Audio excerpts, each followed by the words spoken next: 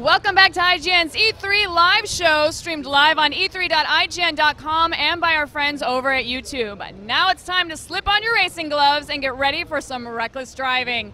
The Driver franchise is seeing a massive reboot, and car insurance rates will never be the same. I did not write that joke. With us now is Martin Edmondson from Ubisoft Reflections. Great. Martin, it's great to see you. You're one of the founders of the company that did the original Driver, and you're coming back to a franchise that all of us know really well. I mean, how does that feel? Well, it's great to come back. It's great also to be involved in this project because right from the very start, we decided that on many levels we wanted to return the game to the original roots of Driver 1. Right. So yesterday you guys showed it off at the Ubisoft conference. But for those of us who maybe weren't able to attend or didn't get a look at that demo, can you give us the setup for what Driver is like this time around? Yeah, Driver San Francisco really is, perhaps reboot isn't actually the right way of describing it, but it's really like a going back to the roots of what made the original feel so unique. So that classic feeling of the handling. You know, Driver 1 was well known for its handling, that big 70s oversteer style of handling. Right. All of the classic moments from those 70s car chase films. So back to the roots in that way. Of course, San Francisco, the first game was set in San Francisco. The main reason being, of course, the most iconic car chase city of all time, made famous by the original Bullitt film. And it's just really about bringing back the story, bringing Tanner back, undercover cop we met in Driver 1, his arch enemy Jericho, who we met in Driver 2. So what was it like to go back to San Francisco? Did you guys get to do a lot of things that maybe just weren't possible when you designed the first game? Yeah, absolutely. I mean, PlayStation 1 was, it's great at the time, but what we've been able to do now, brand new engine built from the ground up. And, in San Francisco, obviously, there are the famous hills. So if we're on the top of a hill, we can see right out enormous vistas. And we had to build some pretty complicated tech to do that whilst maintaining the frame rates we were after, and crucially also the traffic densities, pedestrian densities, give it a real city feel. Yeah, and I noticed in the demo that we saw yesterday, there was a whole lot of stuff on the road, things to smash into. Yeah. How much of the sort of intricate detail did you want to go to make it feel like one of those Hollywood car chases, things exploding in front of you like that? Yeah, well, we've built it really to try and duplicate that feel, the 70s car chase feel. And, they had the classic Starsky and Hutch down the back alleys, all piled with garbage, smashing through them, all the litter kicked up behind the cars, back end of the car sliding out when they come bursting back out onto the street. So it was about recreating that look and feel. So it was number one priority for us really when it came to the dynamics of the game. Right. So I think what most people want to know who have seen the demo is getting into a little bit of this new mechanic you have, where you're able to jump from car to car. Yeah. Can you talk to us a little bit about that and what the ideas are behind jumping from car to car and how that's going to improve the driver experience? Yeah, it's a brand new feature. We call it Shift. It's totally innovative, a groundbreaking feature. At its simplest level, what it allows you to do is to be above the world and to see all of the cars driving around in the world, and you can seamlessly, instantaneously shift into any vehicle that you choose, and then shift out and shift into another one. It is limited, so you can't just keep doing that, but has to charge up. But it basically brings all sorts of options in terms of the missions. First of all, it's the way of finding missions. You can have all sorts of fun with it, setting up crashes and so on, obviously. But also when you're in the middle of a mission, you can treat the cars in the world like tools. So they're a bit like the weapons that you have in an FPS. If you want to end a chase, chasing after this guy, you could maybe go looking for a big truck and try and head on that truck into the getaway driver. So that's what I was wondering when I saw it. Can you jump from one car to another in mid-crash so you can fling your vehicle at another vehicle? Yeah, absolutely, yeah. That sounds like a pretty great mechanic. So can you give us an example of some of the missions in Driver? There's a very diverse, Driver is a driving game, it's not a racing game, but there are races in there. So a race where you're playing a cop and you have to stop this street race, so you can shift into some of these vehicles and you can smash them into walls or try and get other vehicles to smash into them. There's another mission where you shift into a tanker driver and his tanker is on fire, and you shift into a fire engine and you can bring the fire engines over and it's spraying water onto them.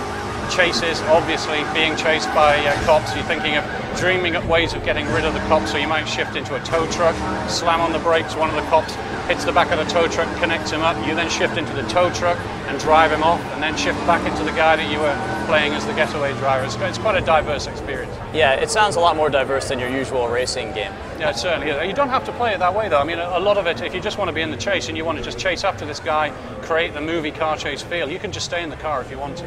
Cool. So you mentioned that classic 70s feel, drifting riding down the road because the original car is back, the iconic car. Yeah. How important was it for you to have that car in the game, along with other more maybe modern vehicles, and the differentiation between what you're driving and how that feels to the player? The cars are really key to the game, obviously, but we have well over 100 licensed cars in Driver San Francisco, and the way we approached deciding which cars we wanted in there is very different to most of the driving and racing games. We haven't just gone for the high-performance cars, the usual cars that you see in most driving games. We've gone after those that are iconic, and by that I mean iconic in terms of car chases, car chase movies. So if you think of any car chase movie that you've seen, the chances are that car is probably in the game. And it also means all sorts of realistic cars as well. So the city isn't just full of high-performance cars, obviously. Yeah. And you know, the car that's in there, that yellow Challenger with the Dodge Challenger with the black stripes on it, there's a little interesting story there that vehicle was featured in some of the early screenshots of Driver 1. And for one reason or another, we didn't put it in the game. We went for a black one. And a lot of fans were saying, where's the yellow and black striped car, you know? Well, this is a bit of a homage to the original game and saying, you know, here you are, that car's back. I still think of that car when I think of the original Driver. That's how much it stuck with me. Yeah. So what we're seeing on the screen right now is a cockpit view. Yeah, it's a classic view, used in lots of Hollywood car chases like French Connection, Bullet and so on. Tanner's in his 1970s Dodge Challenger RT here.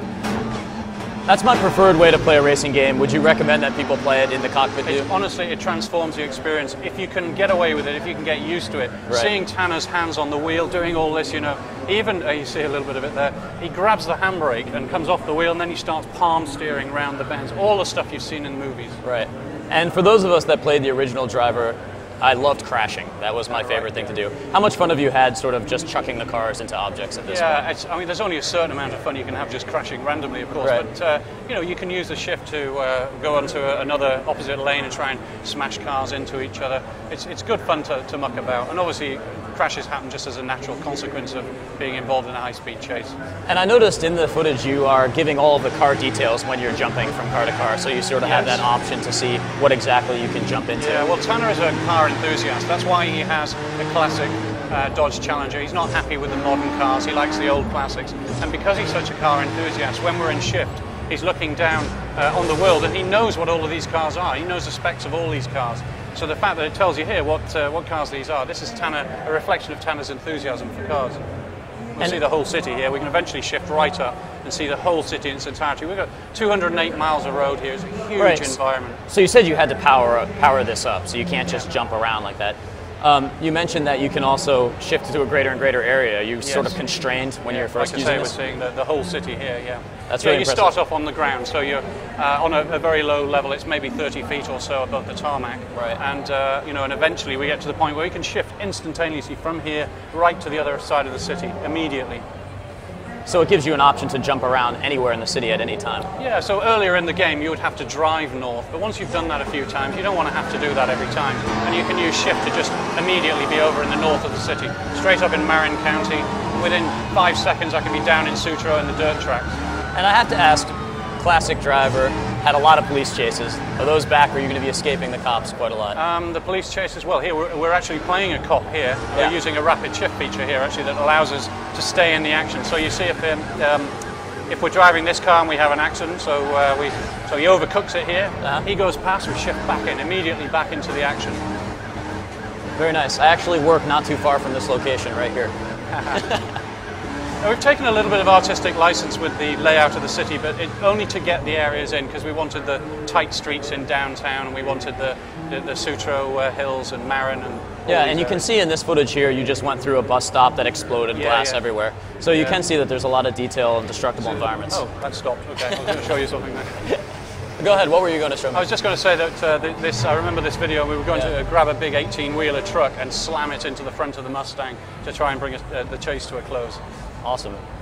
Well, thanks for coming by. The game looks pretty great. Is there anything that you want to talk about before we cut out, before we leave and go on to the next segment? I think the only thing we really haven't touched on is multiplayer, just in this brief overview, and the Shift absolutely transforms the multiplayer. I mean, it takes most of the problems with driving games on multiplayer that can make them frustrating is the first bend, the first crash. That can be the end of the experience. But with Shift, you're shifting around, you're stealing cars, everyone's in the action. It can happen right up to the wire. That's great. So actually in multiplayer with Shift, you can keep everyone sort of towards the front of the race at the same time. Exactly, yeah. Well, you can't cheat because this is a limited resource, but it certainly allows the thing to flip around right at the very last moment.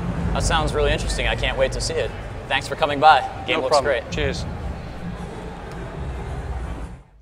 Awesome, guys. Thanks for that. And as promised, it's now time for the first live show giveaway for E3. We have a copy of Killzone 2 to send your way. All you have to do is follow our Twitter at IGN and tell us what game you're looking forward to the most. Be sure to include the hashtag #Live1 so that we can keep them all straight. Coming up next is a very pretty game that you might have heard of called Crysis 2. Yep, grab those drool buckets because you'll definitely want to see this.